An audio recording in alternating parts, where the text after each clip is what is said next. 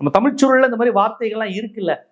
என்னையா இது இவ்வளவு அசிங்கமா பேசுது ஒரு லேடி அப்படிங்கிறப்ப அந்த வார்த்தையை அவர் பயன்படுத்திட்டாரு. இருந்தாலும் அந்த வார்த்தையை பயன்படுத்தி இருக்க கூடாது என்பதுதான் நம்முடைய கருத்து. அந்த நேரத்துல எமோஷன்ல டெம்ட் ஆகி பயன்படுத்திட்டார். இந்த வார்த்தையை பயன்படுத்தின பொன்ராஜ் அவர்களையே மன்னிப்பு கேட்கணும், பெண்களை இழிவுபடுத்திட்டாருன்னு சொல்றாங்க. சட்டப்படி நடவடிக்கை டிஜிபி ஆபீஸுக்கெல்லாம் விஜயே போறாருங்க. அப்பா, விஜயெல்லாம் இதுவரை மக்கள் பிரச்சனைக்கு எதுக்குமே வந்தது கிடையாது. நைட்டு 8 மணிக்கு, அதுவும் அவர் 4 மணிக்கு மேல எங்கேயும் வரமாட்டாரு, மீட்டிங் முடிச்சிருவாருனாங்க. 8 மணிக்கு வேகமா போயிருக்காரு. சரி போட்டோம். பெண்களை அவமானப்படுத்திட்டா. பெண்கள் எல்லாம் அவமானப்படுத்தல, இப்படி பேசுகின்ற கூட்டம்னார். உடனே தமிழ்நாட்டு பெண்களை, தாவைக்கால உள்ள எல்லா பெண்களையும் பேசல, இப்படி பேசின பெண்களை மட்டும்தான் அவர் குறிப்பிட்டு சொன்னார்.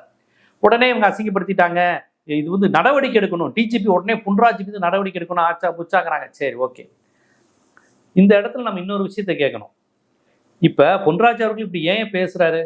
இவ்வளவு கேவலமா ஒரு பெண் அண்ணன் கூடயே நாங்க மனைவியா உறவு வச்சுக்கோங்கிற அளவுக்கு கேவலமான வார்த்தையை பேசும்போது ஒரு விஜய் அவர்கள் என்ன வார்த்தை பேசுறீங்க, நம்ம கட்சியில இருந்து இப்படிலாம் பேசி கட்சி மானத்தை வாங்காதீங்கன்னு சொன்னாரா, அல்ல அதை ரசிச்சாரா? பொம்பளைங்க இந்த அளவுக்கு என் மேல பைத்தியமா இருக்காங்களா ரசிச்சாரா?